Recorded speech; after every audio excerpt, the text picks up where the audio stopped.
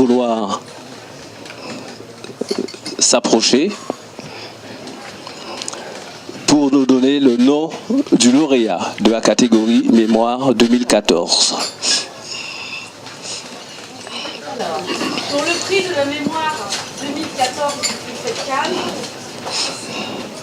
le lauréat est, effectivement, pour l'avoir lu, je suis d'accord avec vous, le lauréat est Edwige Plenel pour les musulmans.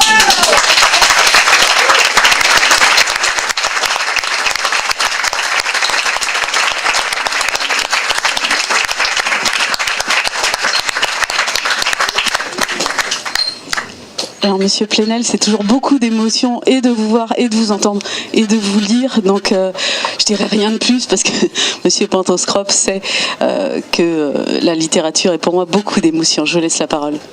Oui. Je vais essayer que l'émotion ne m'envahisse pas à mon tour.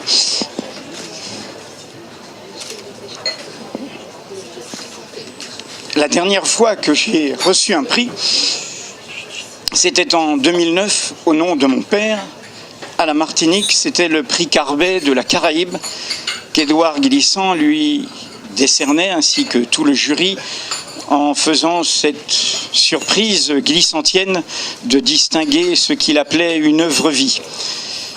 Là, mon premier prix littéraire, au fond, est le prix de ce qui est mon pays d'enfance, le pays qui me permet de rester debout, le pays qui m'a élevé, qui est la Martinique et derrière elle, l'ensemble de tous les Outre-mer. Vous avez choisi ce livre pour les musulmans.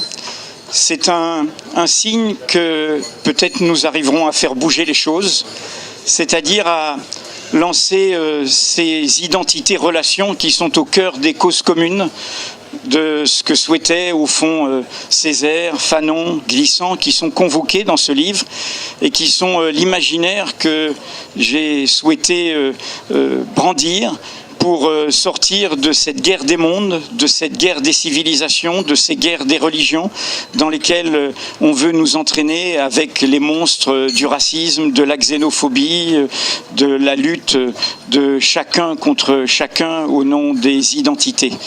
Je dirais juste ce qui est le message de ce livre, qui est en exergue. C'est le dernier poème du dernier recueil publié de son vivant de Césaire, Moi laminaire.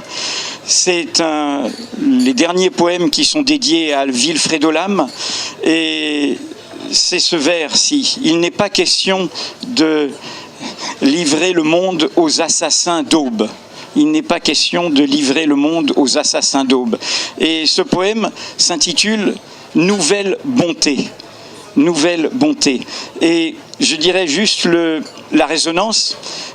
On parlait tout à l'heure de Sartre, qui est convoqué aussi dans ce livre, à propos de phrases très fortes qu'il écrit dans ses réflexions sur la question juive, sur ce démocrate qui aime au fond le noir, l'arabe, le jaune, le juif, abstraitement, mais concrètement, qui n'est pas dans cette empathie des humanités concrètes.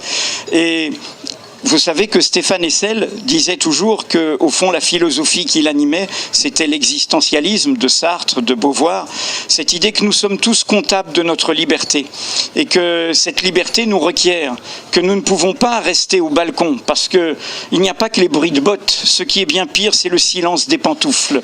Nous sommes concernés. Or, Hessel, qui aimait réciter de la poésie, disait « Mon poème préféré, c'est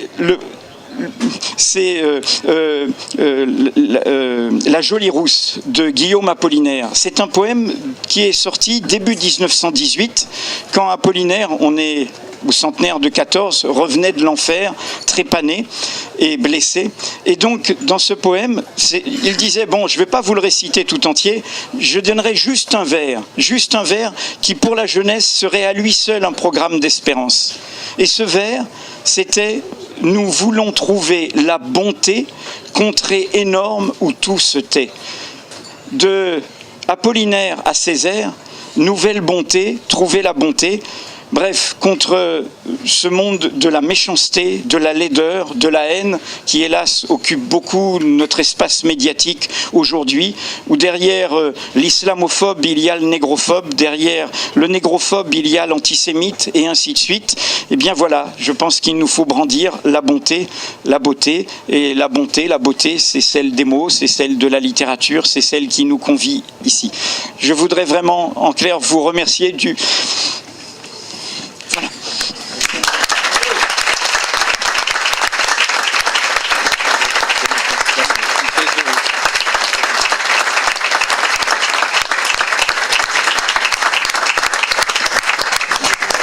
Nous allons maintenant écouter Stéphane Paucrin qui va justifier le choix de ce livre. Bonjour à tous et toutes. Je ne sais pas vraiment s'il s'agit de justifier ce choix, mais peut-être de donner quelques-uns des éléments qui ont conduit le jury à distinguer ce livre. Alors je dois d'abord vous dire que il y a des fois, lorsqu'on organise ce type d'événement, des choses inattendues. Alors normalement, il était prévu qu'on remette le prix, que je présente le livre, et qu'Edoui Plenel s'exprime. Ce qui m'aurait donné un grand avantage, c'est celui de ne pas parler après lui. Donc forcément, c'est assez impressionnant.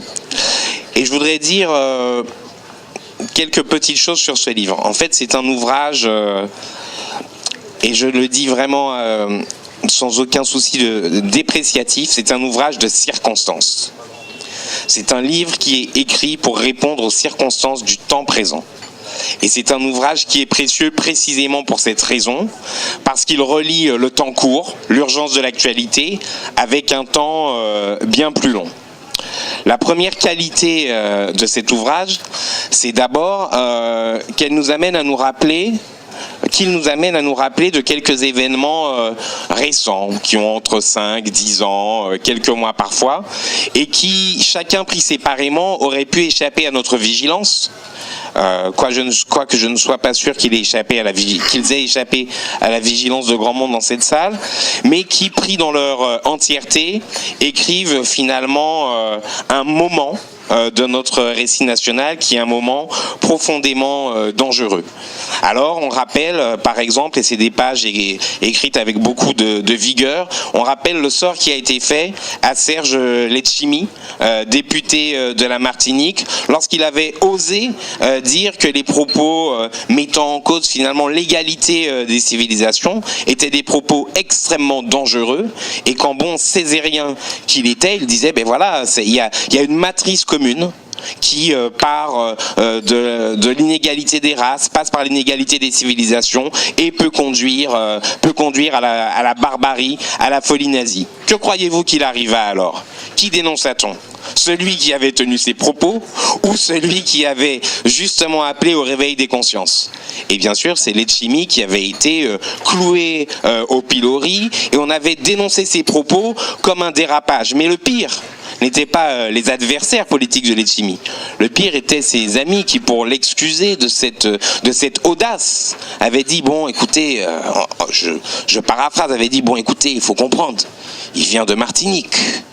Donc voilà, comme s'il avait été un peu blessé, comme s'il n'avait réagi non pas en être doué de raison, mais simplement parce qu'il avait été un peu vexé. Donc cette espèce d'assignation, cette espèce de réduction à une seule dimension de son identité, en niant que c'était bien en responsable politique qu'il s'était exprimé dans l'hémicycle, on disait beaucoup. Et bien ça, Edoui Plenel nous le rappelle.